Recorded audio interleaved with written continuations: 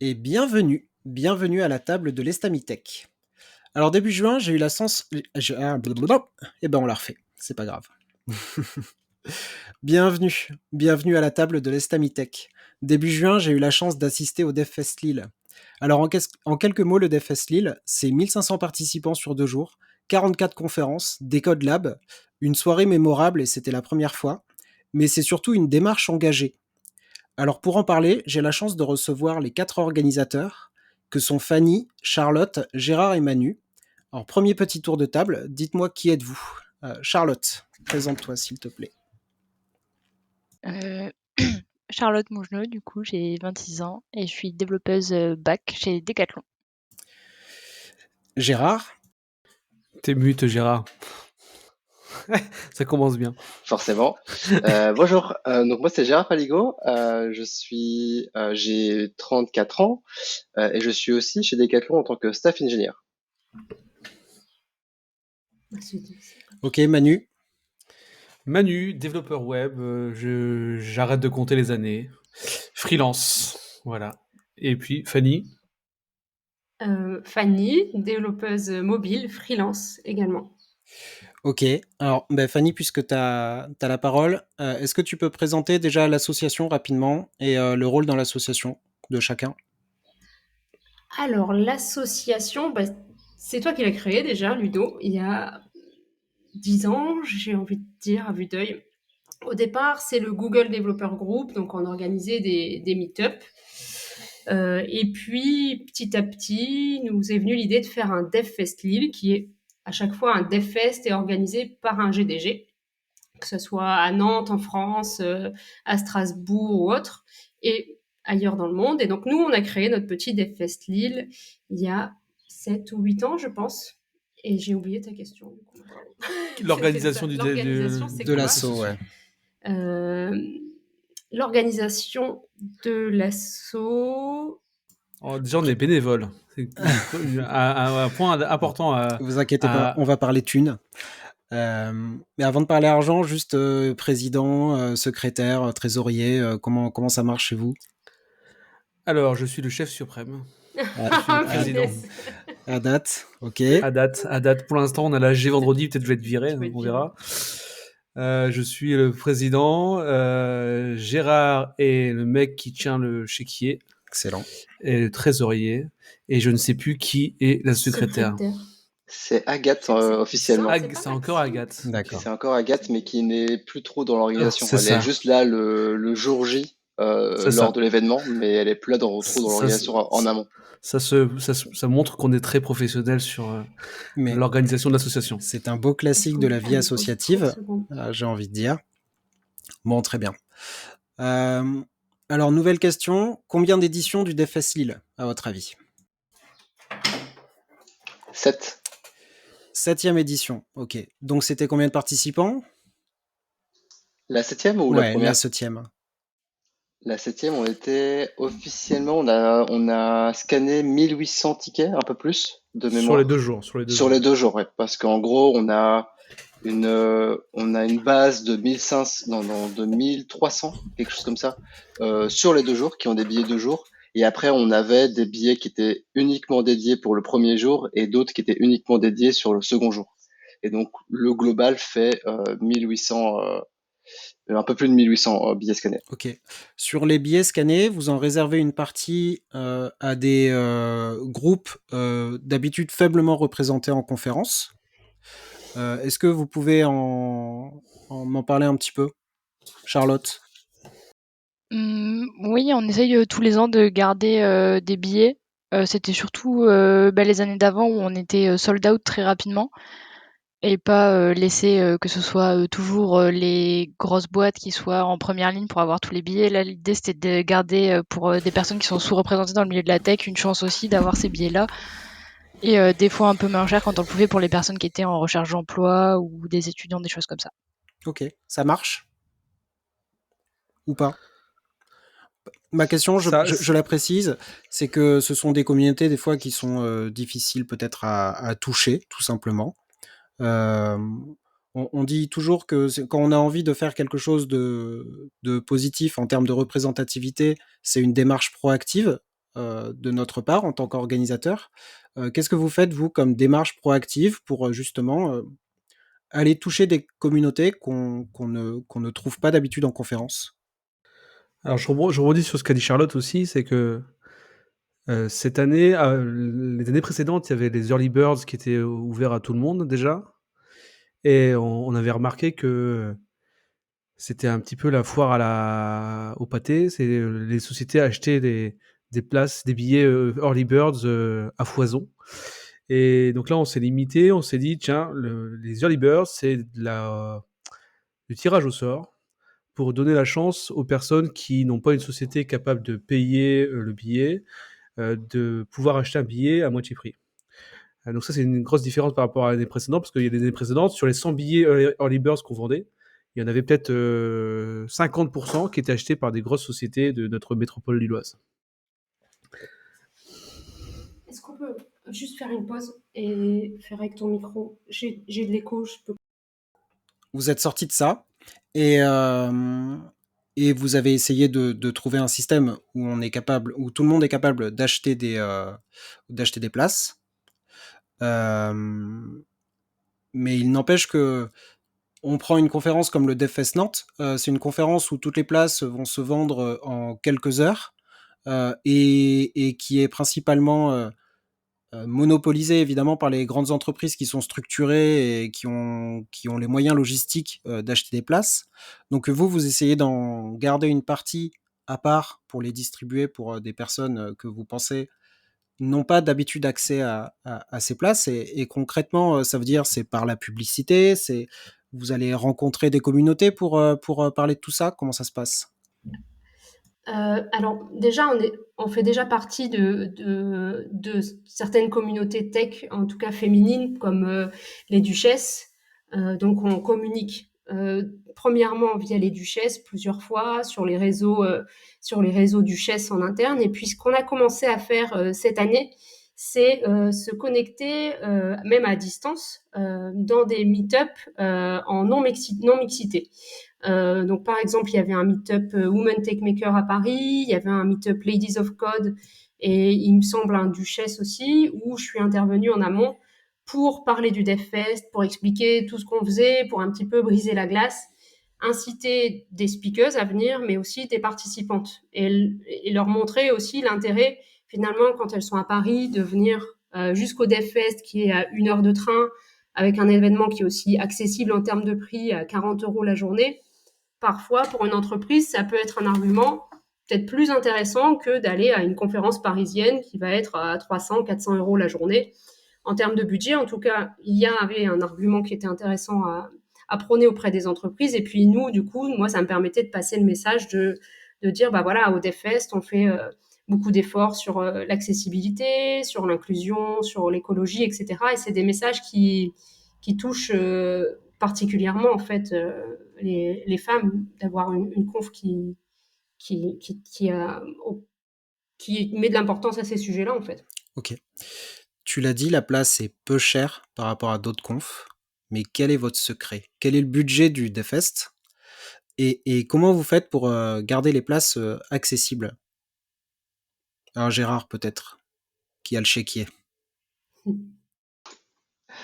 Globalement, on essaye de mettre un maximum du budget dans la partie recettes, du coup, au niveau des prix des partenaires.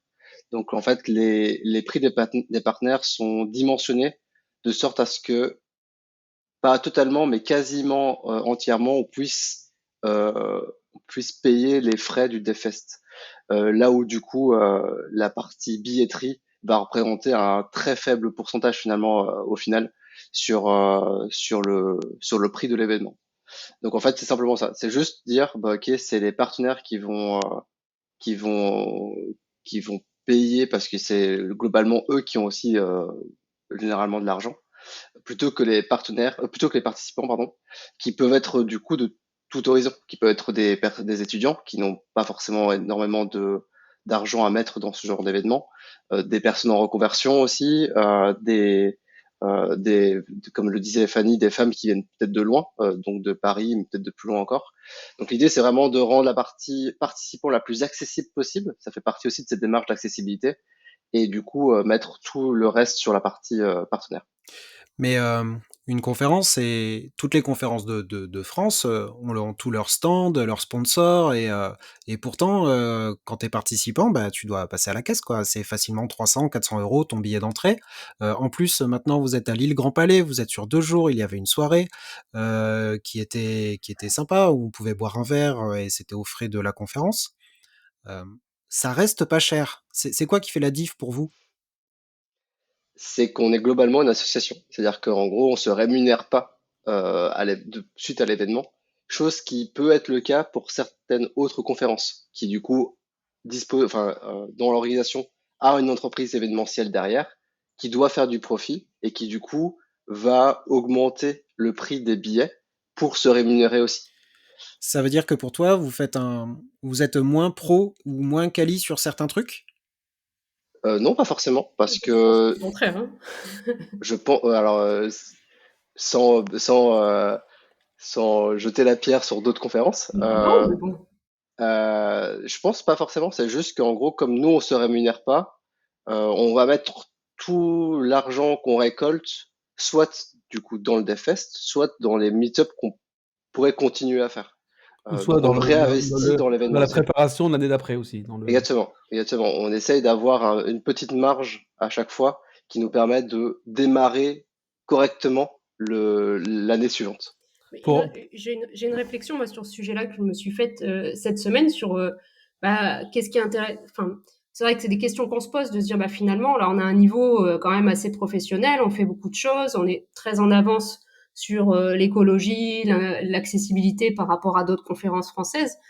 Pourquoi on se rémunérerait pas? C'est des questions que je me suis posées. Et puis, il y a une réflexion que je me suis faite la semaine dernière, c'est de me dire, bah, en fait, si jusque maintenant, on avait été des salariés, si on avait été rémunérés pour ce qu'on faisait, eh bien, en fait, la motivation n'aurait pas été la même. Là, tout ce qu'on a fait jusque maintenant, c'était des motivations qui venaient de l'intérieur, quoi. C'était vraiment des trucs, quand on s'est dit, bah, on va travailler sur l'écologie, ça venait de nos tripes, et c'était sur notre temps perso, et du coup, je trouve que la motivation est juste pas du tout la même que quand on se dit, bah voilà, en fait, aujourd'hui, c'est ma journée où je travaille sur le DevFest, puis je vais faire mon boulot, tranquille, tac, tac, tac, et voilà. Et quand une motivation vient vraiment de l'intérieur, je trouve qu'on se démène encore plus et on arrive potentiellement avec plus d'idées, on va peut-être plus loin que quand c'est juste un job où on va calquer un peu alors, je suis caricaturale, mais calquer un petit peu ce qui se fait toujours et puis refaire toujours le même modèle, quoi. Alors, on va prendre un exemple. Charlotte, je crois que tu t'es occupé J'ai vu sur LinkedIn que votre prestataire de buffet t'avait remercié chaleureusement de l'organisation. Euh, il me semble avoir vu passer un truc comme ça. Est-ce que vous pouvez me parler, par exemple, du traiteur, quoi, du traiteur, de la gestion, du choix, de comment vous le challengez? Parce que c'est un des trucs qui est un petit peu atypique du DevFest, comparé aux autres conférences. Donc, comment ça se passe, quoi? Juste, Alors, Charlotte, c'est le prénom aussi de la chef de projet côté consignerie, donc Mmh, du coup du ah, traiteur. excuse-moi, quand on remercie Charlotte de la consignerie, on remercie toutes les Charlottes, de toute façon. navré. Donc le Devfest Lille depuis, en fait, on a commencé il y a 3 éditions, quand on était encore au Kinépolis. La consignerie, qui est la société avec laquelle on travaille, avait géré que l'apéro le vendredi soir. Je sais pas si vous vous souvenez, on avait juste les boissons et les biscuits apéro et le cours, Et le la feeling. journée aussi, hein. Non, pas la Si, journée. la journée, il Le y avait une feeling caisse. n'était non, pas la journée. Le feeling n'était pas, il était très bien passé. Et, et au moment du switch de lieu l'année dernière, idée un petit peu folle, on s'est dit tiens, si on changeait de prestataire aussi au niveau de la bouffe. Et donc on a pris la consignerie pour l'entièreté du traiteur, en fait, pour toute la journée, du petit déjeuner, des boissons en libre Mais les service, boissons, c'était déjà en libre oui, service oui. au Kinépolis. Ils ont livré toutes les boissons. Le traiteur, les boissons, les goûters, tout ça. Là sur 2 jours. Donc la consignerie, c'est une société B2B lilloise qui propose des repas ou en tout cas comment on peut appeler ça? Tout consigné, que ce soit Des, boisson des éléments consignés ou pour de repas. milieux professionnels, que ce soit voilà, à manger ou à boire. Et nous, et franchement, nous, maintenant, on se pose même plus la question. Le DFS Lille, sans la consignerie, en tout cas moi, peut-être que mes comparses diront le contraire, mais le DFS Lille sans la consignerie, c'est plus le DFS Lille, quoi. On se pose même plus la question. Et le fait de travailler avec la consignerie, c'est venu justement d'une motivation d'un bénévole de l'équipe, qui est Arnaud, qui est toujours présent le jour J pour nous aider, qui était vraiment beaucoup dans ces réflexions-là, déjà d'un point de vue perso, de travailler, enfin d'avoir chez lui du consigné, de faire du zéro déchet, etc. Et du coup, il a eu la motivation de ramener ça aussi sur un événement, et on a commencé à réfléchir à ça, et c'est lui qui a trouvé la consignerie. Alors, pour anecdote, il y a 7-8 ans, quand on a organisé le premier DevFest, on savait pas quoi. Donc, c'était pas non plus 7-8 ans. Les consciences évoluent vraiment très vite. Faut quand même Est-ce que s'en tu rendre te compte. rappelles, Ludo, du premier repas, au premier DevFest Mais carrément, on avait c'était mon traiteur de ma campagne qui ramenait le pâté, les cornichons. Exactement. Donc c'était un buffet traiteur de campagne avec du pâté. On avait prévu des quantités astronomiques pour les 200 personnes de la conférence. Et à la fin de la conférence, on avait une armée de nourriture qui nous restait. Tout le monde se regardait, on était tous gênés. Et on était allé tout donner au resto, je me souviens. Ouais, au Resto du Cœur. Ouais. Jean-Baptiste Lebas, ouais. C'était... Ouais, on apprend. Et à l'époque, on se disait pas que faire un DevFest, on pouvait offrir des repas végétariens, tu vois. Est-ce que tu avais l'idée, est-ce que tu imaginais que 7 ans après, on serait zéro déchet, tout ça, avec 1500 personnes, sachant de où on part? Et je sais Moi, même pas, personnellement, je suis même pas sûr que la consignerie existait à l'époque. je pense pas. Non, on en a parlé avec eux, ils sont créés après. C'est allé, mais tellement vite dans les consciences, et c'est vraiment chouette. Et je suis, moi, à titre personnel, épaté de voir que la conférence évolue aussi dans sa conscience, quoi. Donc, bravo à vous pour ça. Pour revenir un petit peu à ta question précédente, juste pour donner quelques chiffres, le DevFest, le budget 2024, Ah oui, 350 000 euros. Parce qu'en bon trésorier, il a pas lâché les chiffres. 350 000 euros. Tu as indiqué que le billet était pas cher. En effet, c'est 40 euros pour une journée ou 80 euros pour les 2 jours. On a fait très compliqué, hein. On a fait un x2 pour 2 jours. Et je relis le budget devant vous. C'est que le prix par participant réel sur 2 jours, c'est plus de 300 euros. Ok. Donc en fait, les participants et participantes payent 80 euros pour une prestation, j'aime pas le terme prestation, mais en tout cas pour un coût de revient pour nous qui est de plus de 300 euros. Ok. Sans salarié, sans rien. Voilà, tout à fait. Ok. Juste avec des prestataires. Donc vous avez la consignerie, principalement. Vous avez aussi le messageur. Vous pouvez en toucher un mot, Ça peut-être. aussi, c'est une idée d'une bénévole, c'est Magda, je crois, non? Oui. Magda Lena, qui était bénévole dans l'organisation il y a plusieurs années, il y a 3-4 ans peut-être, qui avait initié le sujet. On a mis en place le messageur quand on était encore au Kinépolis. Et maintenant, c'est comme la continuerie, hein, maintenant c'est logique d'avoir le messageur tous les ans. Donc le messageur, pour ceux qui connaissent pas, c'est une société. Alors je sais pas de où. C'est lillois, je sais plus. Je sais pas leur provenance, mais en tout cas qui propose la retranscription textuelle des conférences en live pour les personnes malentendantes. Comment ouais, je savais que c'était pas lillois, c'est rennaise. Donc en fait, ce qui est intéressant, c'est que on a brainstormé à ce moment, enfin on n'a pas brainstormé, on a un petit peu regardé ce qui existait à ce moment-là quand on se posait la question de faire la transcription. Et donc il y avait d'un côté des solutions purement automatisées, sans humain derrière, qui faisaient de la transcription, et les résultats étaient pas terribles, surtout avec du contenu purement tech. Et puis, en face, on avait au contraire des solutions qui étaient, il y a un humain qui retranscrit tout à la main, etc. et qui fonctionnait très bien, mais qui était aussi beaucoup plus cher. Et le Messenger, ils sont un petit peu sur un entre-deux, en fait, où ils ont une transcription qui est automatisée, mais un humain qui, en direct, en fait, la retravaille. Et l'humain en direct n'est pas sur l'île. Et l'humain en direct, voilà. Et à distance, on lui retransmet le flux audio seulement. Et sur la base du flux audio, et puis on demande aux speakers en amont de partager leurs slides, de partager des mots techniques et la prononciation à côté pour fluidifier et faciliter la transcription. Ok. Juste à partir du flux audio, ça doit pas être un exercice facile. Ah oui, c'est ce que je me dis à chaque Alors, fois. pour vous rassurer, ils font alors c'est peut-être pas le bon terme, traducteur, mais un retranscripteur, retranscripteuse.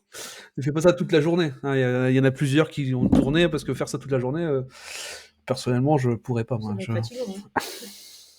Et ce qui est cool avec le Messenger, c'est que, enfin, avec la retranscription, c'est que ça a donné des idées à d'autres conférences. C'est-à-dire qu'aujourd'hui, le Messenger n'est plus le prestataire uniquement du DFS Lille, mais il y a aussi d'autres conférences. Il me semble, je les ai plus toutes en tête, mais il me semble que le Nantes. DFS Nantes est Ouais, maintenant non, t'es aussi passé par là, ouais. avec le Messenger.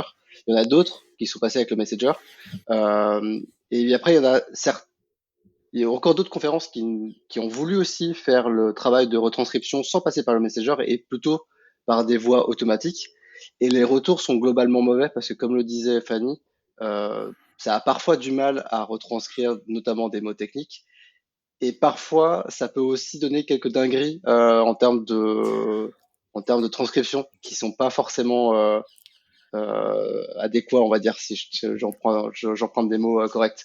Donc, c'est passer par au moins un humain encore aujourd'hui, parce qu'on se pose la question quand même, hein, on voit les IA qui évoluent énormément et on pourrait se dire qu'un jour, peut-être qu'on en aura vraiment plus besoin, on n'y est pas encore et finalement on est un peu content aussi de pas encore y être parce que tout comme la consignerie, on aime bien le messenger et on aime bien le fait qu'un humain ait le regard un peu sur tout, que tout soit bien, correctement retranscrit, etc.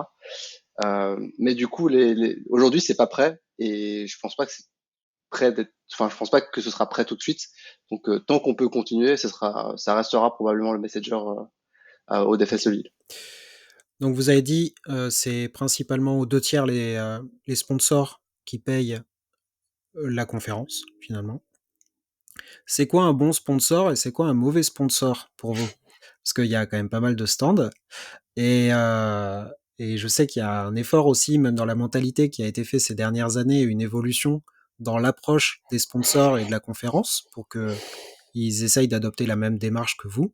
Je sais que les sociétés, ça peut être souvent les sociétés de services qui vont vous accompagner, même si honnêtement c'est quand même cool parce qu'il y en a certaines qui vous accompagnent depuis le début et qui nous ont appuyés dès les premières éditions. Mais c'est quoi le sponsor rêvé pour vous et qu'est-ce qui vous plaît sur un stand? Qu'est-ce que vous attendez quoi?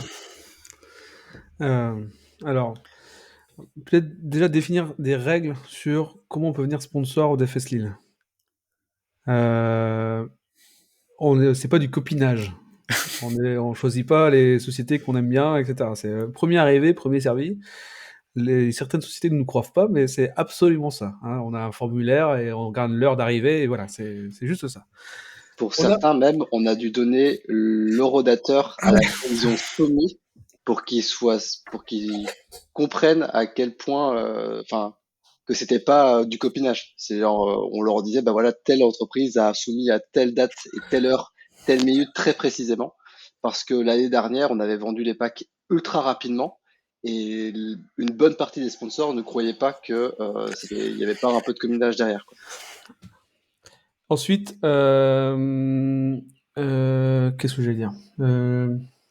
Quota. Les quotas, tout à fait.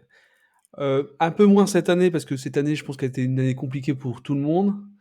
Mais normalement, notre quota, c'est 50% ESN, société de service, 50% autres.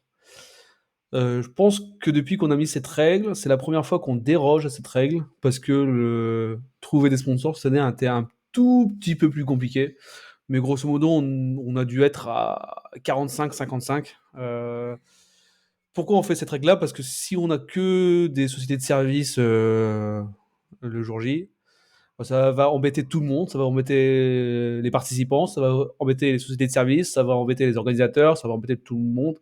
Et le but, c'est que ça soit un événement qui fasse plaisir au maximum de personnes. Donc on a défini cette règle, je ne sais plus de combien de temps, mais en tout cas, on avait défini cette règle.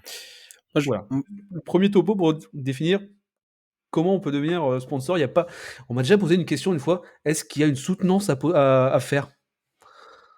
Ah non, il n'y a pas de soutenance à faire. Tu postules et puis c'est tout, quoi. Enfin bref. Qu'est-ce qu'un bon sponsor? C'est une expérience de l'année dernière. Je pense que Fanny va deviner rapidement. C'est un sponsor qui suit notre démarche, en tout cas, de réduction de l'impact environnemental de l'événement. Depuis des années, je sais pas, il y a plusieurs années, on avait des thèmes tous les ans. On a eu un thème série télé, on a eu un thème voyage autour du monde, on a eu un thème je sais plus quoi. Où franchement, le jour J, c'était le feu, quoi. Les stands, ils ont joué le jeu, c'était. Mais bref, en termes de déchets et tout ça, au bout d'un moment, ça correspondait plus à notre vision des choses. Donc on a arrêté ça et pour nous, premièrement, un bon sponsor, c'est quelqu'un qui suit notre vision dans cette démarche-là et qu'il évite de produire des déchets pour rien, pour le jour J. Et d'année en année, j'ai l'impression, peut-être que mes comparses diront le contraire, ça s'améliore un petit peu. Non? Si, je suis d'accord. Ouais, On ouais. les entend réutiliser des stands. Ils éditent plus de goodies pour le jour J. Voilà. Après, tous les ans, on a des petits détails qui nous font un peu tiquer. Une fois, on m'a dit, une personne sur un stand ne savait pas, je pense que je faisais partie des organisatrices à l'année, et elle me dit, oh, mais qu'est-ce qu'ils nous font chier avec l'écologie. Et là, je l'ai regardé avec un grand sourire. Je lui ai dit, bah, c'est en partie moi qui ai mis en place tous ces trucs-là. C'est le genre de choses qu'on ne veut pas. C'est des choses qui nous font un petit peu tiquer. Après, les sponsors, on a un relationnel assez facile avec eux parce qu'ils nous connaissent, parce que la métropole lilloise est assez petite, parce qu'on a tous travaillé de manière directe ou indirecte avec les différentes personnes. On commence à se connaître, donc dès qu'il y a une problématique, un sujet, une question, voilà, on se pose pas de questions. Mais honnêtement, c'est l'une des raisons, ces sponsors-là, moi, c'est l'une des raisons pour lesquelles je suis sorti du Devfest en ayant envie de créer un podcast. Je me suis dit, il y a quand même plein de boîtes là qui sont en train qui existent, qui sont à Lille, qui font plein de trucs différents et qui ont leur cœur de métier et ils viennent et ils sont fiers de présenter ce qu'ils font. Et c'est ça l'écosystème tech lillois, quoi. Il y a plein de meet-up qui existent chez ces gens. Il y a des personnes hyper pro, tu l'as dit, on les connaît tous, hein, on a tous un petit peu travaillé chez eux. Et cet écosystème, il répond présent au Devfest et je trouve ça vraiment chouette, quoi, avec ce mélange de SN et d'entreprises locales de toute taille d'ailleurs.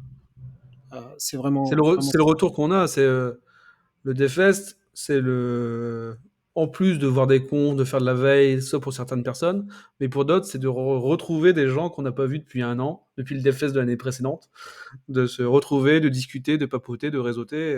C'est le rendez-vous annuel en fait. Les gens se revoient une fois par an, et ils se revoient au Devfest. Quoi. C'est parce que toi, tu connais tout le monde aussi au Devfest, tu dis ça. Non, mais non, c'est des retours que j'ai de personnes que. Oui, je sais. C'est pas forcément le cas de tout le monde, je pense. L'une des nouveautés aussi du Devfest cette année, c'était donc aussi la fameuse soirée du jeudi soir. Alors, qui a eu cette idée? Comment ça s'est passé? C'était ma motivation pour passer sur 2 jours. Alors après, ils voulaient tous passer sur 2 jours l'année dernière. Sa seule et unique motivation, je tiens à te préciser. Voilà. Après, bon, je pense que tout le monde était motivé, mais pour une soirée, on est tous motivés. Si on faisait pas de soirée, on faisait pas 2 jours, quoi. Ouais. Puis il fallait un karaoké, absolument. Enfin, c'était en fait, nécessaire. on a vécu ça avec Fanny il y a plusieurs années. On a eu l'opportunité d'aller voir les conférences Google à San Francisco. Il y a toujours une grosse soirée la veille de la conférence où tu rencontres la communauté, tu parles, tu as des food trucks, tu papotes, etc. Et moi, personnellement, on l'a fait 2 fois ou 3 fois, je sais plus. J'en garde un souvenir, je pourrais même pas le dire, quoi. C'était un très bon moment et on voulait mettre ça en place sur l'île pour qu'on mette de côté notre casquette professionnelle, le casquette bien rangée de nos sociétés de services ou de nos boîtes et qu'on se voit une soirée, On se déguise et on chante le Roi Lion. qu'on se déguise et qu'on chante le Roi Lion et puis voilà, quoi. Ou les corons. Ou les corons, Ouais. c'est ça. Bon. On va parler un petit peu dans la lignée de tout ce qu'on a dit là. Il y a quelque chose qui m'intrigue beaucoup, c'est que quand le DevFest a commencé, il y avait donc le fameux Call for Paper, où on essaye de trouver des speakers qui sont pertinents, qui sont chouettes. Alors souvent, on est un petit peu accusé de copinage, un petit peu comme les sponsors, hein, de retrouver tout le temps les mêmes speakers dans la conférence. L'une des particularités du DevFest, c'est que il y a un mélange de conférences tech et de conférences un petit peu engagées quand même sur différents sujets. Donc comment est-ce que ça se gère un call for paper où vous avez une ligne éditoriale? Parce que, en plus, il me semble, dites-moi si je me trompe, mais vous avez des reviewers externes qui viennent noter les conférences qui sont proposées. Donc comment est-ce qu'on arrive à faire un mélange de tout ça pour avoir une line-up comme ça sur 2 jours avec des conférences et quand même des petits messages qui sont passés à gauche à droite, quoi. Qui veut répondre? Je peux. Je pense que c'est aussi le fruit du travail de plusieurs années à mettre des keynotes engagées et prendre quelques sujets où il y avait des messages assez forts. En fait, il y a eu parce que là, on a vu quelques sujets qui étaient engagés, mais dans le CFP, on en a vu plein. En fait, il y en a plein sur le Green IT, il y en a eu plein sur la place des femmes et des minorités de manière générale dans la tech. Et je pense que c'est aussi le fait de mettre en avant cette chose-là, le fait que les conférences elles soient sous-titrées, le fait que ce soit un événement où on essaie de réduire au maximum nos déchets, qui fait que les gens vont aussi proposer plus de sujets comme ça. Parce qu'il y en avait au final pas mal quand même. Et je pense que aussi les gens, de la même manière, les gens qui se proposent pour review les CFP, enfin le CFP du coup, parce que pour le coup on change tous les ans, on propose tous les ans à 4-5 personnes en général de nous aider à review les entre 400 et 450 propositions de talk. Et je pense que les gens qui s'intéressent aussi à l'événement, ils savent un peu tout le cœur qu'on met dedans et je pense qu'ils se retrouvent aussi là-dedans. Ok, donc ce que tu dis, c'est que finalement, c'est juste la conséquence de ces dernières années. Les gens sont contents de proposer des sujets engagés et que vous n'avez plus qu'à piocher dans le CFP, quoi. Il y a pas de, vous n'allez pas chercher des gens spécifiquement pour présenter telle ou telle conférence. Seulement les keynotes. C'est les seules conférences qu'on va chercher. Par Félicitations. contre, on va essayer d'être actif sur ce que disait Fanny un peu plus tôt, auprès des meet-up des femmes notamment, pour les inciter à soumettre dans le CFP. Donc elles n'auront pas forcément plus de chance quand on va faire la délibération, mais on essaye il y ait plus de femmes représentées dans le CFP, parce que mathématiquement, s'il y a plus de femmes qui soumettent dans le CFP, il y a plus de chances d'avoir une femme en tant que speakeuse à l'événement. Et c'est notamment pour ça, on avait presque réussi cette année. En fait, cette année, dans la première version de l'agenda qu'on avait validé entre nous, on avait 50% de femmes et 50% d'hommes à 1% ou 2 près. Malheureusement, il y a eu des désistements qui ont fait qu'on a tiré plus vers la jante masculine que la jante féminine, mais on avait presque eu le 50-50 et c'est parce que on a essayé d'inciter plus de femmes à soumettre dans le CFP. On n'a pas fait de discrimination positive. Et je sais que justement, il y a des femmes qu'on est allé chercher de bouche à oreille pour postuler. Et puis après, elles disent, bah, j'ai été prise, mais c'est parce que une telle elle m'a dit de postuler, etc. Et puis non, en fait, après, on se base sur la note des obtenues par les reviewers. Et puis voilà, souvent, en général, les conférences qu'on sélectionne, elles ont plus de 4 sur 5. Et donc, toutes les conférences ont plus de 4 sur 5 et il n'y a pas de discrimination positive. En travaillant justement sur avoir un un nombre représentatif de speakers qui postulent, on bah, on n'a pas besoin de faire discrimination positive. Et c'est un truc qu'on a essayé de chiffrer cette année, de se dire, bah voilà, l'année précédente, on avait, je crois, 17%, on a calculé, on avait 17% de femmes qui avaient postulé. Alors, biais ou pas, moi je trouve que les propositions des femmes sont souvent beaucoup mieux travaillées que celles des hommes. Je peux vous dire que des fois, on a des propositions, c'est juste 2 phrases, pas de biographie, et démerde-toi et prends-moi. Donc, et je suis désolée, mais souvent c'est des hommes. Je peux me faire taper dessus, mais c'est pas grave. Et du coup, en fait, en chiffrant ces 17%, on s'est dit, bah, comment on fait pour faire mieux. Qu'est-ce qu'on change? Parce que jusque maintenant, ce qu'on faisait, c'était aussi de se dire, bah tiens, telle speakeuse, ça serait bien de lui envoyer un message. Et on restait sur le réseau de speakeuses un peu connues. Et donc, c'est parti un petit peu de là, de se dire comment on se bouge, qu'est-ce qu'on fait en plus pour qu'on augmente ce pourcentage. Donc, on est allé dans des meet-up.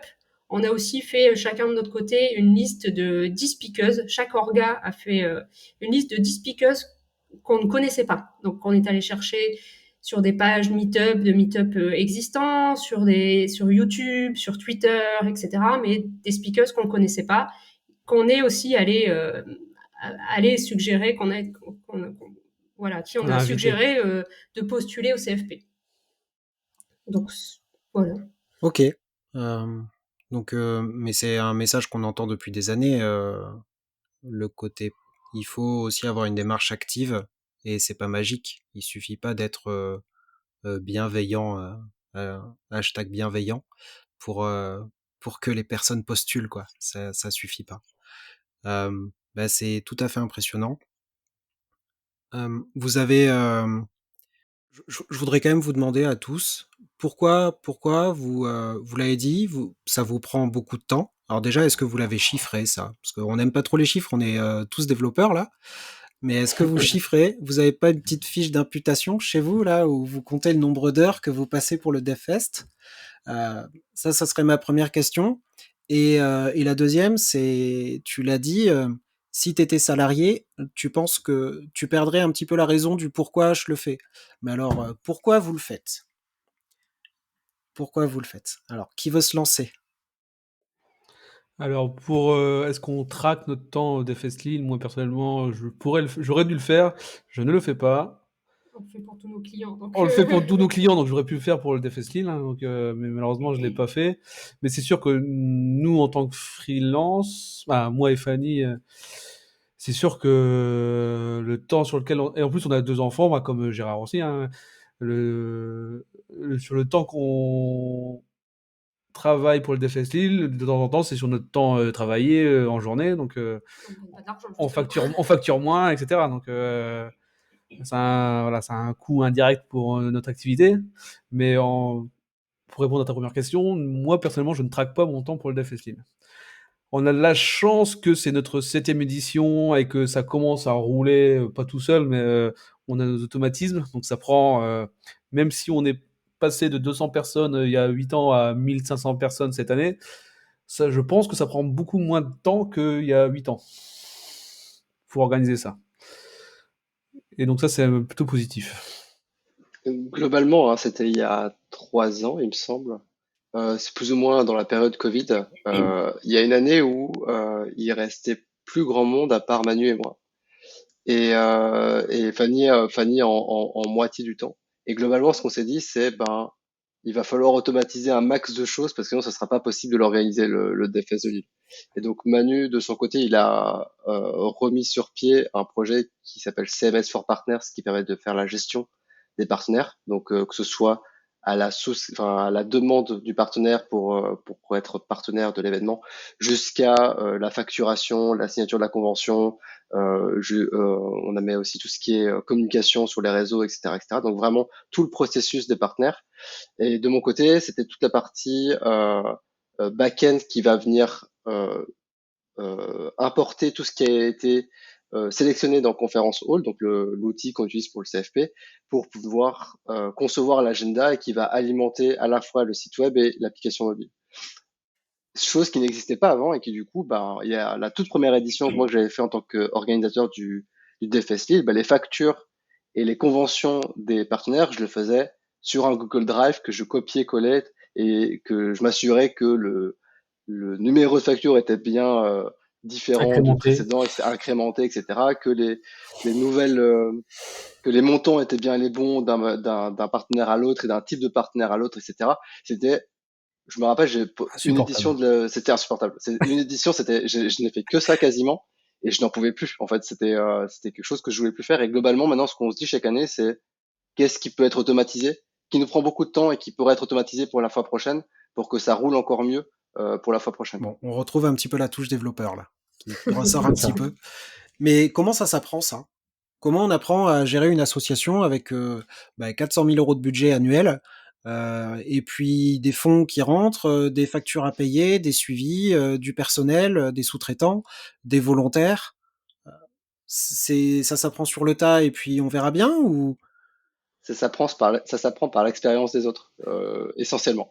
Globalement, il y a Manu qui est là depuis quasiment le début avec Fanny et qui ont une connaissance de ouf de par l'historique qu'ils ont au sein de l'organisation.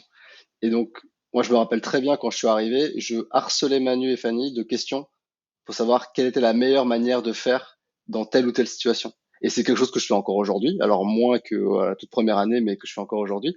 Et globalement, c'est ça, parce qu'en fait, personne n'est préparé à l'organisation d'un si gros événement comme ça sans préparation.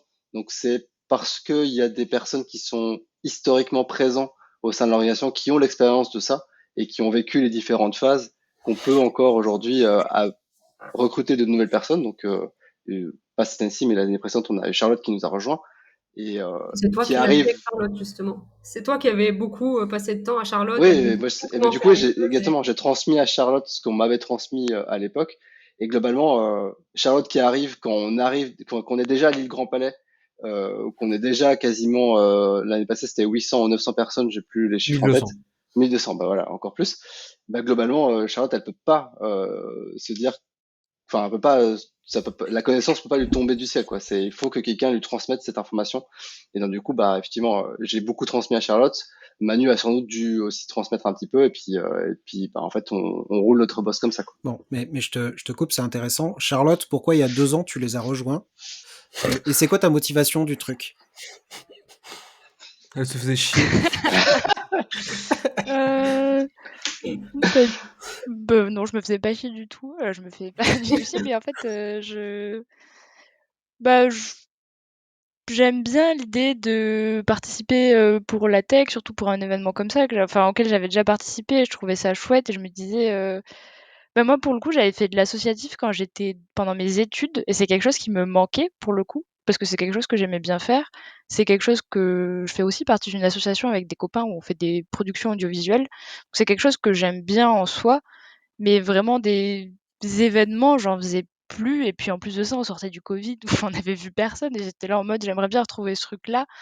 Et du coup, j'avais la chance de travailler avec Gérard et de pouvoir me dire: «Bah, tiens, tu as l'air d'organiser un événement, si c'est quelque chose que j'aimerais bien faire, il y a une petite place pour moi».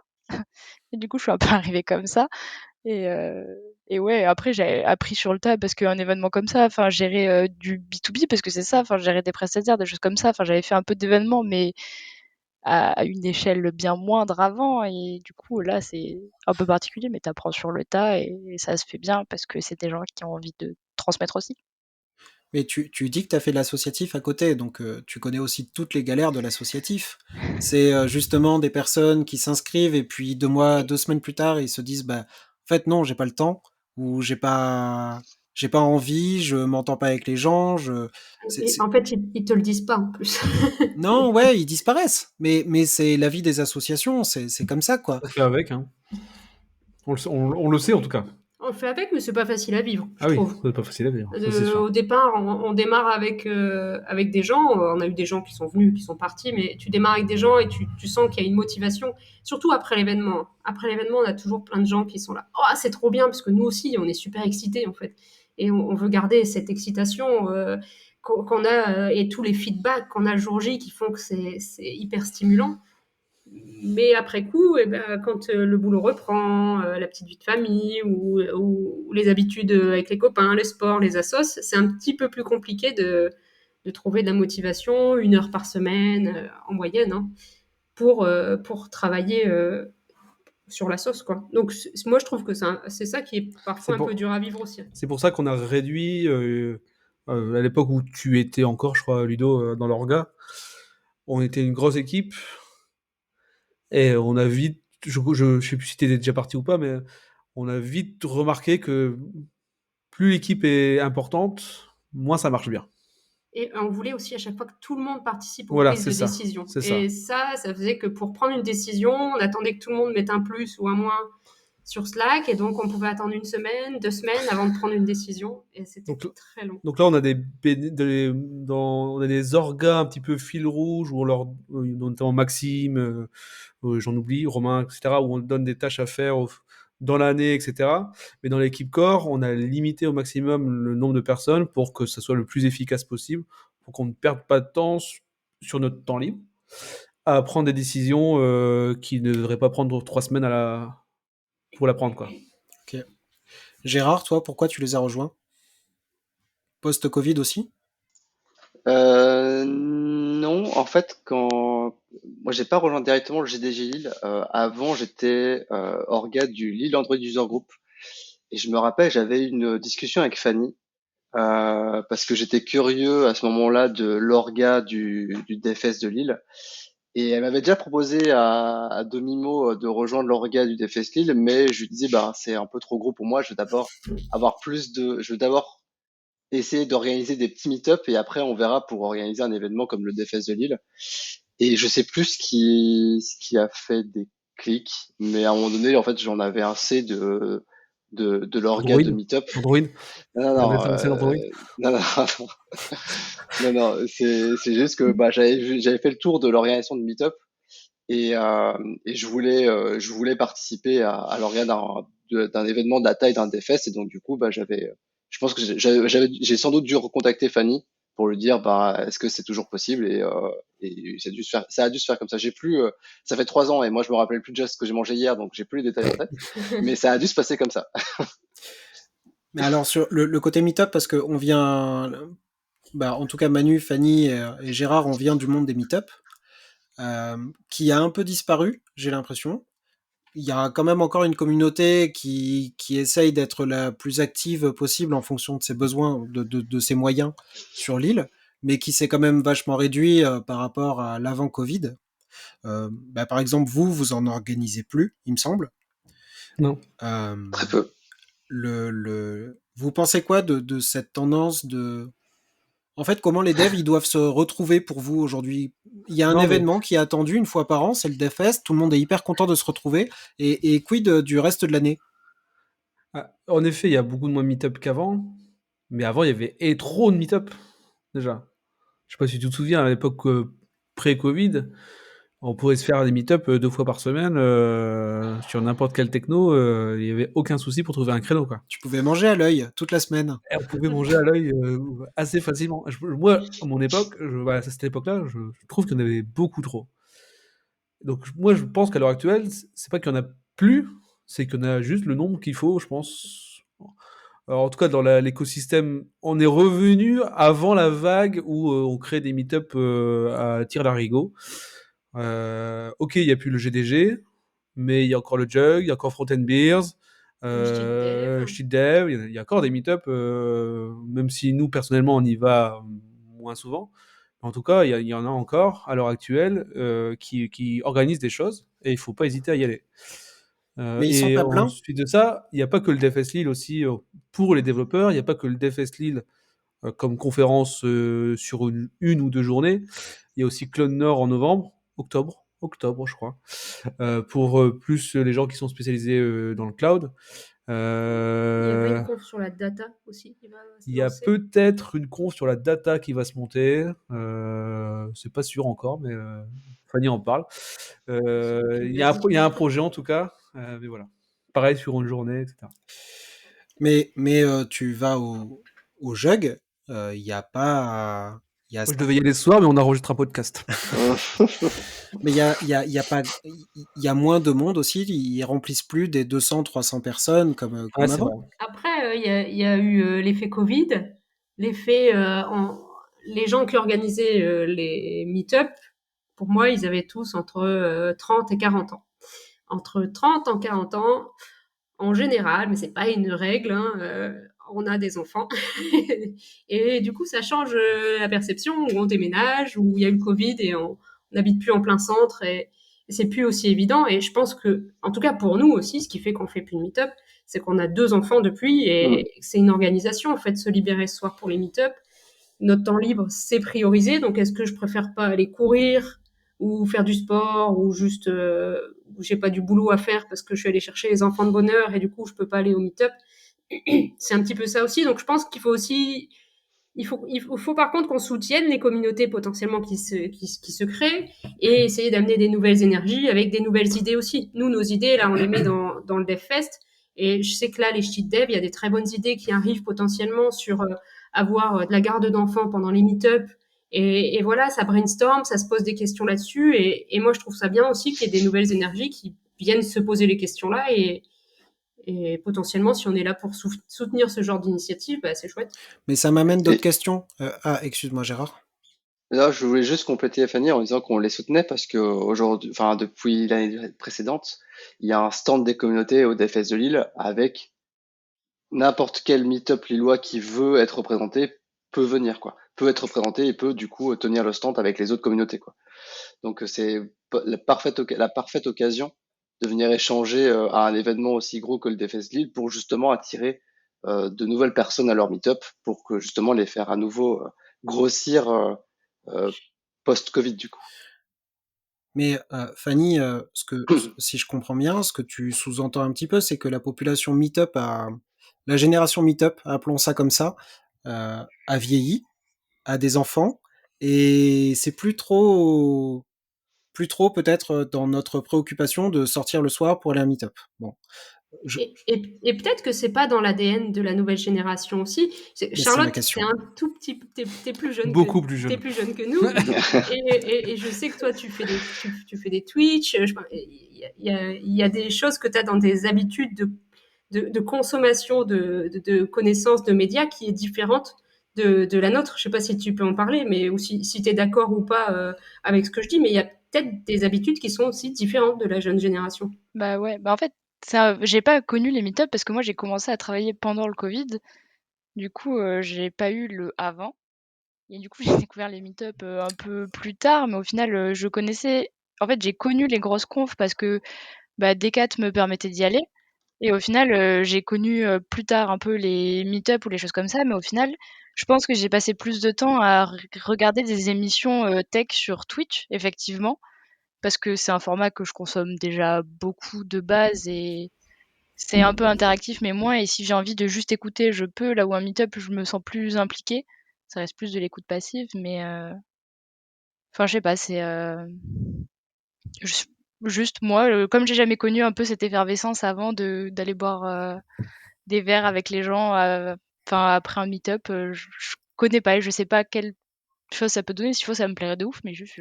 Ouais, en fait, ça te plairait de ouf. Moi, j'ai fait genre non, mais les jeunes, ils aiment pas voir des gens. Mais c'est ça le truc, c'est qu'on y allait avec nos collègues, tu vois, sans vouloir faire le vieux, c'était mieux avant. Je suis désolé, mais il y avait vraiment un truc et pourtant il y a toujours eu ce débat à cette époque-là c'est dans la responsabilité de notre employeur de nous former. Et pourtant, on prenait le temps, en dehors du temps de travail, d'aller se former. Il y avait toujours cette espèce d'ambiguïté parce qu'on trouvait ça hyper cool. Et pourtant, bah, aujourd'hui, on a plus tendance à se dire que si on doit se former, c'est sur notre temps de travail, chose qu'avec le recul, je trouve plutôt saine. Il y a vraiment plein d'ambiguïtés. Mais la question que je voudrais vous poser derrière, c'est au DFS, il y a 1500 personnes qui arrivent et qui sont donc hyper contents d'être là et qui se parlent et toute une journée. Et c'est paradoxal parce que tout est filmé, tout est sous-titré et tout apparaît sur YouTube en moins d'une semaine. C'est quoi votre rapport à la captation de ce contenu et pourquoi aller au DevFest au-delà du stand et du relationnel? Qui veut parler d'Amstream? C'est une excellente question. Si on met de côté le relationnel, rencontrer des gens et tout ça, bah, c'est déjà de soutenir un événement local qui a des valeurs. Parce que, OK, on peut faire un événement, il y a 50 personnes qui viennent, ça on peut faire, mais plus il y a de monde qui viennent à la conférence, plus ça, pour moi en tout cas, plus ça apporte de l'impact sur nos valeurs en termes de réduction de l'impact environnemental, d'accessibilité, etc. Je trouve. Oui, puis après, consommer une conférence derrière son PC tout seul en faisant 10 choses en même temps versus être dans une salle de conférence assis avec normalement si son téléphone est posé dans un coin que ça à écouter, c'est pas la même chose. Moi, je sais pas consommer des conférences à la maison, je sais pas le faire parce que je vais toujours avoir 36 000 choses à faire en même temps. Je vais écouter 10 minutes, je vais Mm. m'arrêter, tandis que là, bah, je me pose et je regarde. Je pense qu'il y a énormément de personnes qui font pas ou peu de veille en consommant des vidéos, que leur moment privilégié, et ça je pense que c'est pareil dans toute la France, hein, leur moment privilégié pour faire de la veille, c'est leur conférence ou leur meet-up, en tout cas leur grosse conférence locale. Ils vont se dire, tiens là, je vais 2 jours au DevFest ou à n'importe quelle conf. Je fais pas de veille pendant l'année pour une raison X ou Y, mais là, je vais apprendre des choses, je vais avoir des idées que je pouvais éventuellement mettre en place chez mon client ou ma société dès la semaine d'après. Mais en tout cas, c'est leur moment de veille. Parce qu'ils n'ont pas le temps, ils n'ont pas l'habitude, ils ne veulent pas consommer de vidéos YouTube juste pour ça. Et ton employeur, du coup, te dédie du temps pour le faire. Entre regarder une vidéo sur ton temps libre pendant ta pause déj et ton employeur te dédie une journée sur ton temps de travail pour assister à des conférences. Il devrait instaurer la journée YouTube. Parlons-en. La journée YouTube. Mais aussi, la différence aussi, c'est qu'au DevFest et nouveauté de cette année, il y avait les Code Labs, où là, faire des Code Labs sur YouTube, c'est un peu plus compliqué. Les Code Labs, c'est des sessions de 2 heures où tu as un intervenant qui te parle de la partie théorique, et c'est comme si tu avais un travaux pratique, un TP, pendant 2 heures, c'est fin de journée. Un TP qui va te permettre de manipuler, tu peux poser des questions en off à l'un ou à l'autre des intervenants, et ça, faire ça sur YouTube, c'est un peu plus compliqué, quoi. Bah, je me tourne vers Charlotte pour la peine, qui a dit qu'elle consommait du contenu d'apprentissage numérique. T'en penses quoi, toi, de la captation? Est-ce que c'est une obligation déjà? Pourquoi vous captez? Moi, je pense que c'est important déjà pour la partie accessibilité, parce que même si les billets sont pas chers, c'est pas dit que les personnes en reconversion, même si c'est que 40 €, ça reste quand même 40 € et c'est pas sûr que tout le monde puisse se le payer quand même. Puis c'est pas sûr que toutes les entreprises autorisent le fait de pouvoir, enlever 2 jours de travail et du coup ça impliquerait de poser des congés. Je pense qu'il y a quand même une partie des gens qui pourraient pas venir quand même, sans sacrifier une partie soit de leur argent, soit de leur temps libre. Donc déjà pour ça, c'est important et pour moi, enfin, c'est nécessaire. Après, la captation en vidéo, oui. Live, pour moi, non, parce que ça serait trop, ce serait too much déjà, c'est horrible à faire, logistiquement, je crois et en plus de ça, du coup, on perdrait vraiment l'intérêt et enfin, juste pour revenir sur ce que tu as dit au-delà du relationnel, mais pour moi, justement, enfin, le DevFest, c'est le relationnel, c'est d'aller voir les gens, c'est de discuter, c'est de discuter avec les speakers après les confs et en fait ça tu peux pas le faire sur YouTube, ils regarderont jamais les commentaires, tu peux pas aller voir les gens en disant purée c'est trop bien ce que tu as présenté, je suis trop fan, enfin et ça comment tu le fais? Enfin ça laisse cette possibilité là que tu as plus ensuite ou que tu oses moins faire sur internet parce que c'est peut-être plus bizarre d'envoyer un message de manière random à quelqu'un. Là où je sais pas, dans la vraie vie ça me paraît beaucoup plus naturel et normal. Ok, cool, ça me va. Bon, ça fait 1 heure qu'on enregistre. Je vais vous poser des petites questions sur l'avenir maintenant. C'est quoi l'avenir du DevFest? Vous êtes... On arrête tout. On arrête tout. On arrête ces conneries. On n'en peut plus. On n'en peut plus, c'est trop difficile. On est passé d'une journée à 2 jours, 1500 personnes. C'est la plus grosse salle de la région lilloise, là. Est-ce que vous avez d'autres ambitions? Est-ce que vous avez envie de vous stabiliser? C'est quoi le plan, là? Est-ce que vous en avez déjà parlé entre vous? On a notre trajet vendredi. Mais chacun pourra dire ce qu'il pense. Mais pour ma part, je pense que il y aura pas de gros changements On va pas monter à 3000, on va pas monter sur 5 jours. Je pense que c'est pas notre philosophie. Parce que je pense qu'il y a pas, c'est pas un événement. Nous, ce qu'on veut, c'est un événement pour les personnes en priorité, pas en priorité, j'aime pas ce terme-là, mais pour les personnes de la région. Il y a des personnes de l'extérieur qui viennent et ils sont absolument les bienvenus, il n'y a aucun souci. Et on fait ça tout d'abord pour les gens de la métropole. Et je pense pas qu'il y ait le public pour accueillir plus de 3000 personnes pendant 5 jours sur l'île avec ce type d'événement, je pense. Donc on va garder la structure de cette année, je pense, et on va déjà améliorer ça. On va faire un podcast en live l'année prochaine. C'est déjà vu avec Ludo. Mais en tout cas, réservez votre 12 et 13 juin 2025. C'est mon anniversaire le 13 juin. Ouais, c'est ça. Il y aura un gâteau sur scène et tout.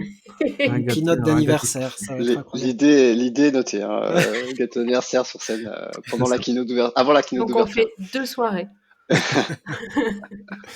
Gérard, Voilà, pour l'année prochaine, et je pense pour l'année suivante aussi, pas d'énormes changements. Je pense qu'on a notre taille de croisière atteint cette année, ok. je trouve. Gérard, Qu'en pensez-vous Je rejoins complètement l'avis de Manu, globalement. En fait, je compléterais même avec le fait que s'il n'y a pas de besoin, on fonctionne surtout par le besoin. C'est-à-dire que on a senti un besoin, pas forcément tout le monde, mais on a senti un besoin des gens de passer sur 2 jours.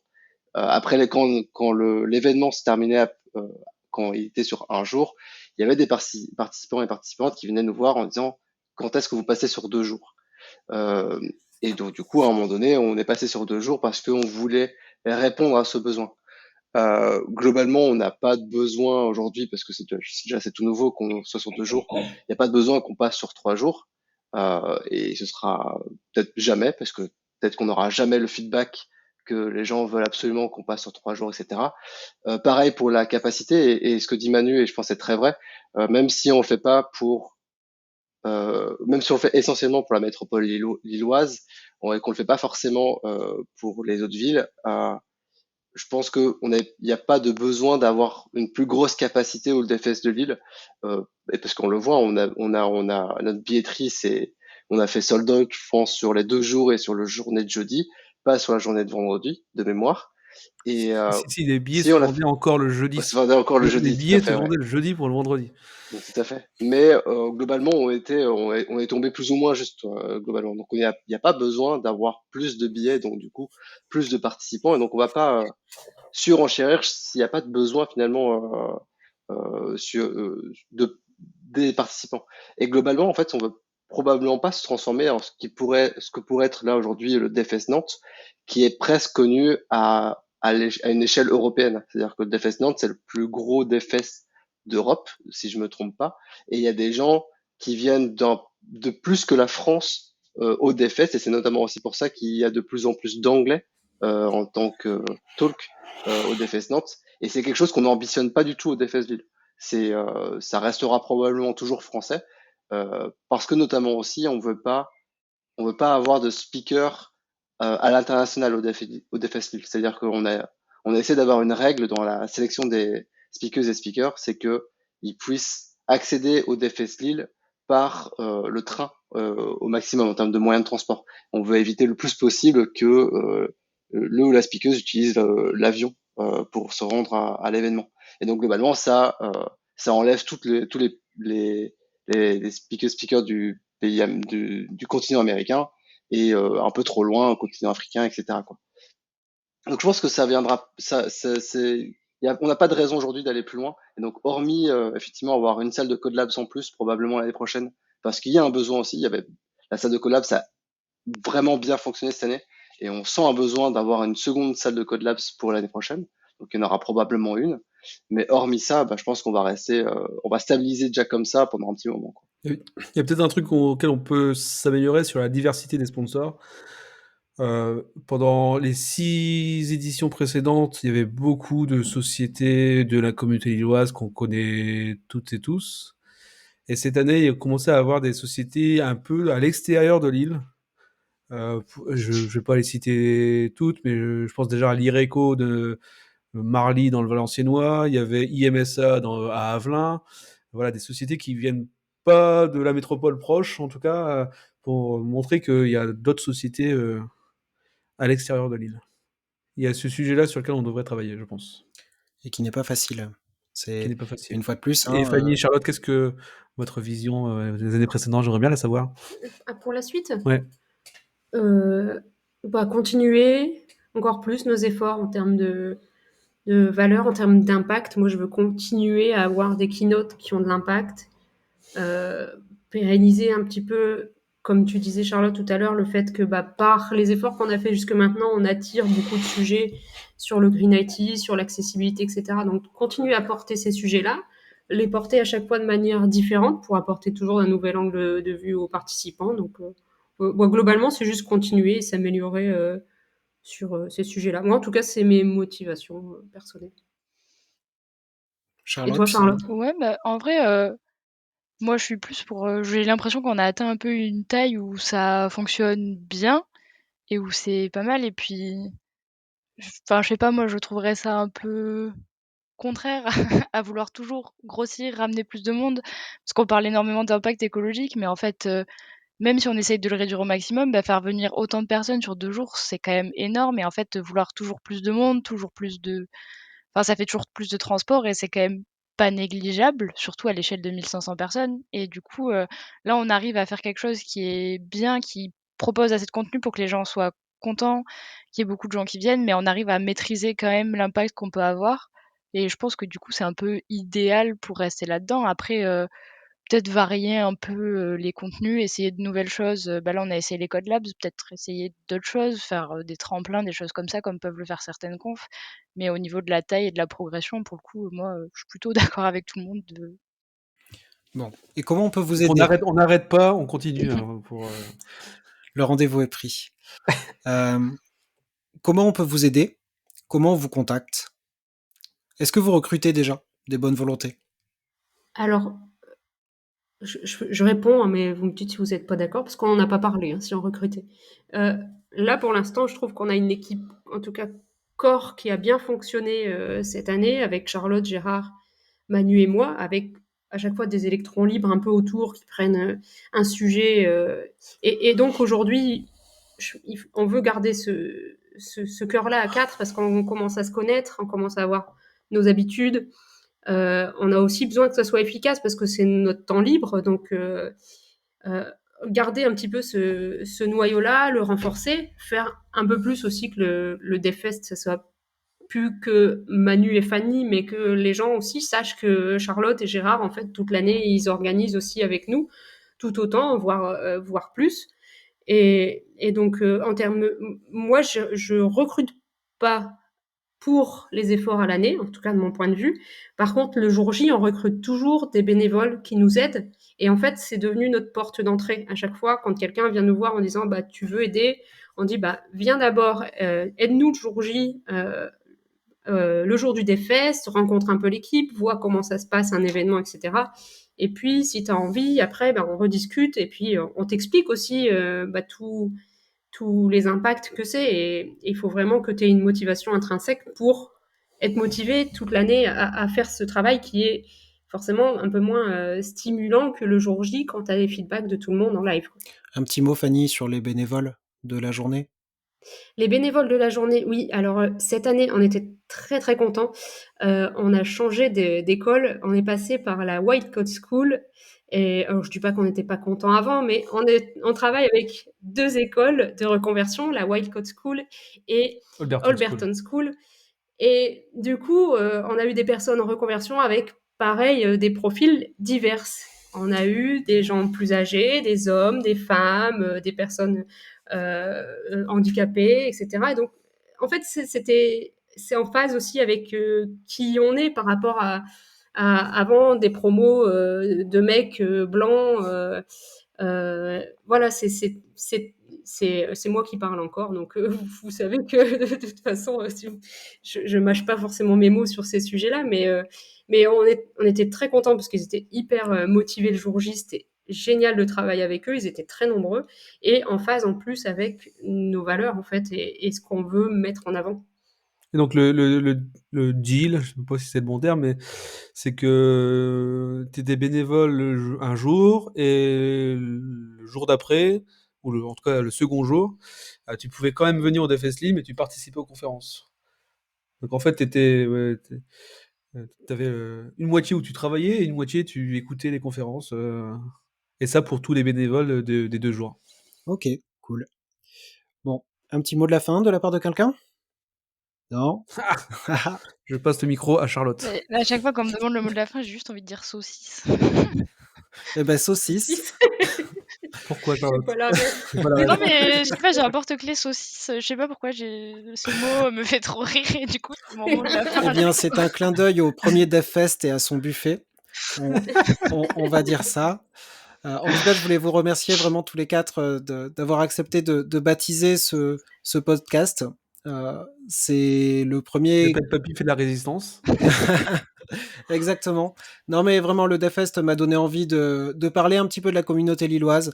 Donc, de la même manière que vous essayez de faire une conférence qui s'adresse à la métropole et aux gens du coin. J'aimerais faire un podcast aussi qui s'adresse aux mêmes personnes et où chaque personne est capable de venir un petit peu à la table et présenter son travail et qu'on puisse en discuter, en débattre.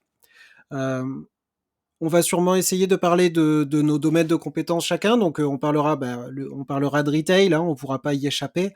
Moi, j'aimerais bien parler un petit peu d'agriculture aussi et de la tech et de ce qu'on fait. On va parler il se passe des choses à Euratech. Il y a des personnes qui donnent des cours d'informatique aux enfants à Euratech.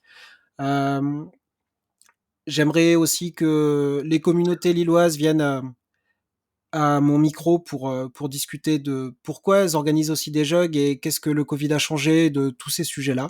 Donc si vous avez envie de venir parler, n'hésitez pas. Mon micro est Comment on peut te ouvert. contacter, Ludo?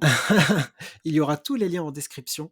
Ouais, voilà. C'est le youtubeur, quoi. Il met les doigts vers le bas. Voilà. Je vous remercie beaucoup et à très bientôt. Et on se donne rendez-vous au prochain DevFest Lille. Quelle date? Le 12 et 13 juin. Merci. À bientôt. À bientôt. Allez. Ciao.